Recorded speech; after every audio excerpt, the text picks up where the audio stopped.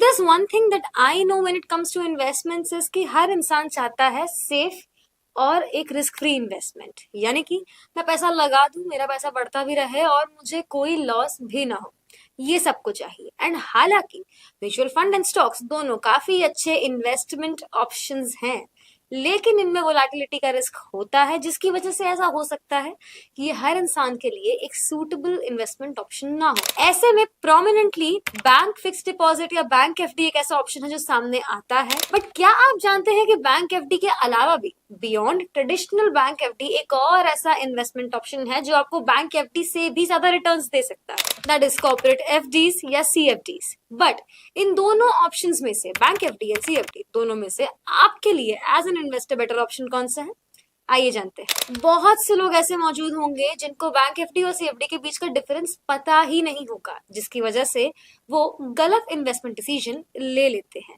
इसीलिए आज की वीडियो में मैं कवर करूंगी कि बैंक एफडी और सीएफडी एग्जैक्टली है क्या, रिस्क रिटर्न और एक्सेसिबिलिटी के टर्म्स में इन दोनों में क्या फर्क है, एंड मोस्ट इंपॉर्टेंटली आपके लिए एज एन इन्वेस्टर इन दोनों में से राइट ऑप्शन क्या है।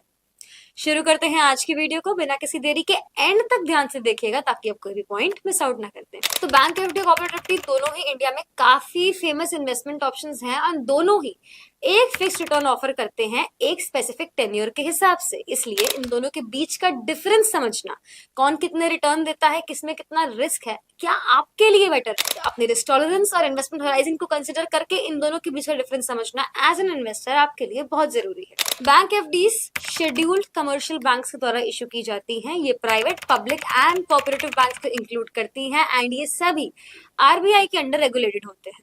बैंक एफडी का सबसे बड़ा, सबसे फेमस, सबसे मेन फायदा यही है कि ये एक सेफ इन्वेस्टमेंट ऑप्शन है। इन डिपॉजिट्स को deposit insurance and credit guarantee corporation के द्वारा 5 लाख तक इंश्योर किया जाता है पर डिपॉजिटर पर बैंक। इसका मतलब है कि अगर बैंक किसी भी रीजन से डिफॉल्ट कर रहा है तो आपका 5 लाख रुपए तक का पैसा सेफ है, जो कि इन्वेस्टर्स के लिए काफी रियश्योरिंग है। एज एन इन्वेस्टर अगर आप ये चीज जानते हैं तो आप एक राहत की सांस ले सकते हैं। बैंक एफडीज का जो इंटरेस्ट रेट होता है वो कॉर्पोरेट एफडीज के इंटरेस्ट रेट से जनरली कम होता है, जो कि दर्शाता है इस इन्वेस्टमेंट ऑप्शन की स्टेबिलिटी और सेफ्टी को। तो अगर आप एक ऐसे इन्वेस्टर हैं जिसे लो रिस्क और गारंटीड रिटर्न्स चाहिए तो बैंक एफडी आपके लिए एक बहुत अच्छा इन्वेस्टमेंट ऑप्शन हो सकता है। बैंक के पास आपको एफडी के अगेंस्ट लोन देने की भी फैसिलिटी अवेलेबल होती है, जो कि अगर आपको इंस्टेंट लिक्विडिटी चाहिए, आपको अचानक से पैसे की जरूरत पड़ गई तो आपके लिए काफी अच्छा ऑप्शन है। अब अगर बात करें कॉर्पोरेट एफडीज को तो they are issued by NBFCs and housing finance companies.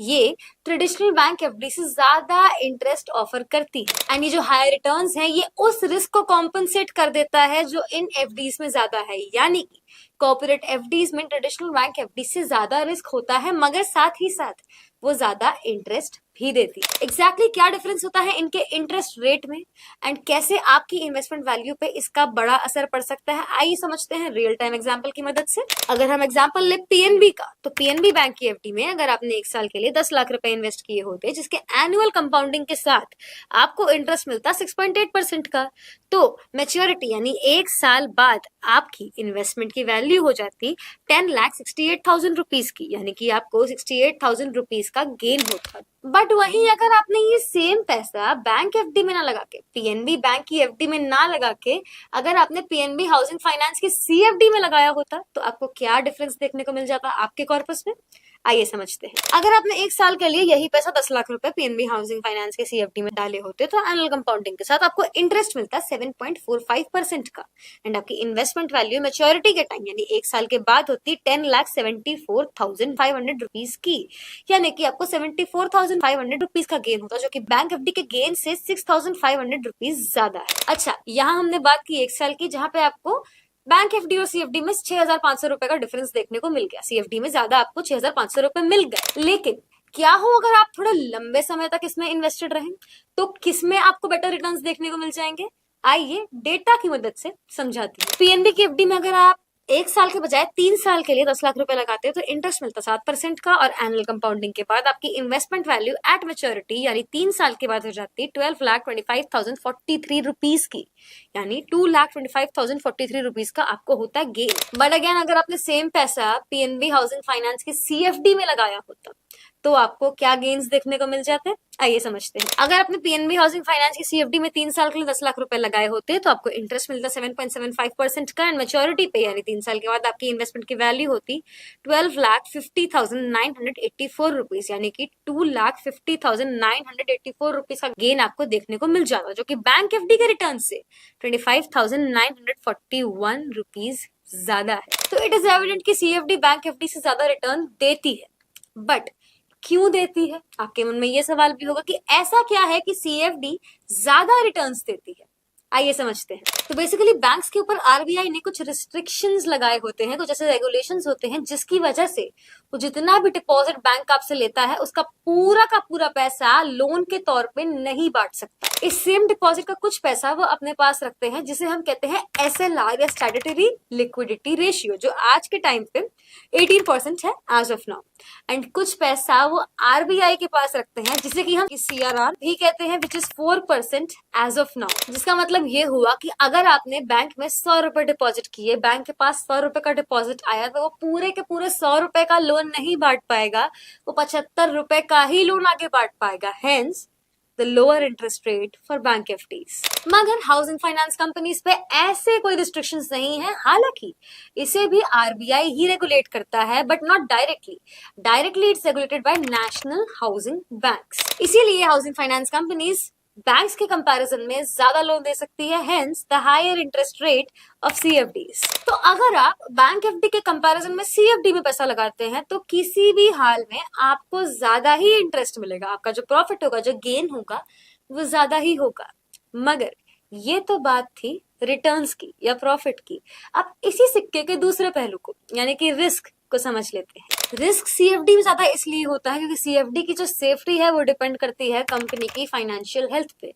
ये डीआईसीजीसी के अंदर इंश्योर्ड नहीं होते हैं, इसलिए अगर किसी वजह से कंपनी की फाइनेंशियल हेल्थ जो है वो डाउन है, तो ऐसा हो सकता है आपको डिफॉल्ट भी देखने को मिल जाएगा। लेकिन अगर आप थोड़ा रिस्क लेना चाहते हैं और ज्यादा रिटर्न चाहते हैं, ज्यादा प्रॉफिट चाहते हैं, तो सीएफडी आपके लिए एक बहुत ही अच्छा इन्वेस्टमेंट ऑप्शन है। मगर इसमें भी आपको हर सीएफडी की क्रेडिट रेटिंग पे, की क्रेडिट वर्दीनेस का भी आपको असेसमेंट करना बहुत जरूरी है।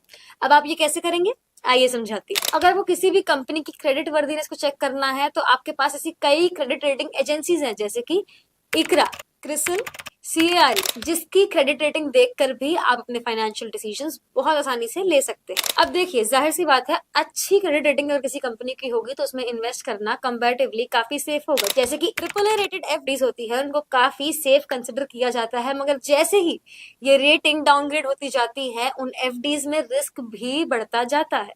तो कभी भी अगर आप सीएफडी में या एफडी में इन्वेस्ट करने जाएं तो उसकी क्रेडिट रेटिंग पे जरूर ध्यान दें। एक और फैक्टर बहुत इंपॉर्टेंट है while choosing between bank FD and CFD, that is tenure. Bank FD में आपको 7 दिन से लेकर 10 साल तक इन्वेस्ट करने का अलग अलग टेन्योर का ऑप्शन मिल जाता है, जो कि आप अपनी इन्वेस्टमेंट नीड्स के अकॉर्डिंग कस्टमाइज कर सकते हैं। अगर आपको 7 दिन के लिए पैसा लगाना है तो आप 7 दिन के लिए भी लगा सकते हैं। अगर आपको 5 साल के लिए लगाना है तो 5 साल के लिए भी और 10 साल के लिए भी लगा सकते हैं। लेकिन कॉर्पोरेट एफडीज का जनरल टेन्योर होता है 1 से 5 साल के बीच में। एंड हालांकि कुछ कंपनीज ऐसी हैं जो लॉन्गर टेन्योर भी ऑफर करती हैं। तो एक बार अपना इन्वेस्टमेंट होराइजन जांच लें अच्छे से और टेन्योर के बेसिस पे उसके बाद बहुत सोच समझ के ही कोई डिसीजन ले। लिक्विडिटी भी एक बहुत इंपॉर्टेंट फैक्टर है while choosing between these two. अगर आप बैंक एफडी चूज करते हैं तो आपको प्री मैच्योर विड्रॉल के लिए इसमें ज्यादा फ्लेक्सिबिलिटी देखने को मिल जाएगी।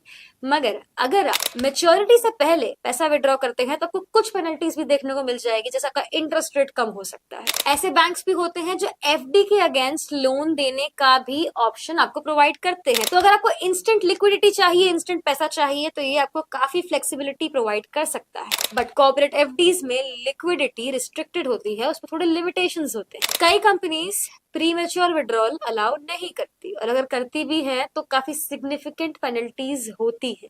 इसलिए सीएफडी उन इन्वेस्टर्स के लिए बेस्ट है जो लॉन्ग टर्म इन्वेस्टमेंट करने का सोच रहे हैं और उनको इमीडिएट लिक्विडिटी की, इंस्टेंट पैसे की जरूरत नहीं। आखिरकार अगर मैं समराइज करूं तो दोनों ही इन्वेस्टमेंट ऑप्शंस, दोनों ही एफडीज अपनी अपनी जगह अपने अपने कई बेनिफिट्स लेकर आती है।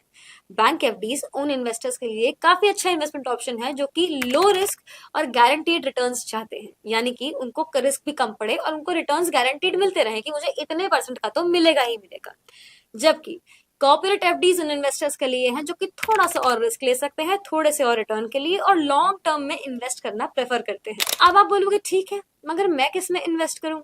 अपना इन्वेस्टमेंट होराइजन देखिए, कितने समय तक आप इन्वेस्टेड रहना चाहते हैं। अपनी रिस्क एपेटाइट देखिए, क्या आप थोड़े रिटर्न्स के लिए थोड़ा और रिस्क ले सकते हैं। और अपनी इमीडिएट लिक्विडिटी रिक्वायरमेंट्स देखिए, क्या आपको इमीडिएट या इंस्टेंट लिक्विडिटी चाहिए, क्या आपको इमीडिएट पैसे की जरूरत पड़ सकती है। और इन तीनों फैक्टर्स के बेसिस पर ही अपना इन्वेस्टमेंट डिसीजन लीजिए। तो चाहे आप कॉर्पोरेट एफडी में जाओ या बैंक एफडी में, दोनों ही फिक्स्ड इनकम प्रोवाइड करती हैं, दोनों ही आपके डाइवर्सिफाइड इन्वेस्टमेंट पोर्टफोलियो के लिए बहुत अच्छा एडिशन हो सकती है। इसीलिए अपना डिसीजन बहुत ध्यान से ले, इश्यूअर की फाइनेंशियल स्टेबिलिटी को जरूर जरूर जरूर एसेस करें और सारे टर्म्स को ध्यान से पढ़ें। वी होप कि आपके सभी डाउट्स क्लियर हो गए होंगे, बट अगर नहीं, अगर आपके मन में सीएफडी को या बैंक एफडी को लेके कोई भी ऐसा डाउट है, कोई भी ऐसा क्वेश्चन है जो आप पुटअप करना चाहते हैं, तो you can do that in the comment section below and our team will be happy to get back to you with all the right answers. फिलहाल ये वीडियो देखने के बाद वी होप आपने कुछ नया सीखा होगा, आपके सारे डाउट्स क्लियर हो गए होंगे। If yes, like this video, share with your friends, subscribe to our channel. Also ये हमारा सेकेंडरी चैनल है, हमारा प्राइमरी चैनल है बीएफसी कैपिटल, जहां पे आपको म्यूचुअल फंड से रिलेटेड सभी important tricks, tips and updates मिल जाएंगी। तो अगर आपको जानना है कि कहाँ पे इन्वेस्ट करना चाहिए, कैसे इन्वेस्ट करना चाहिए, तो you can check out that channel as well. जल्द मिलेंगे एक और वीडियो के साथ। Press the bell icon for instant updates.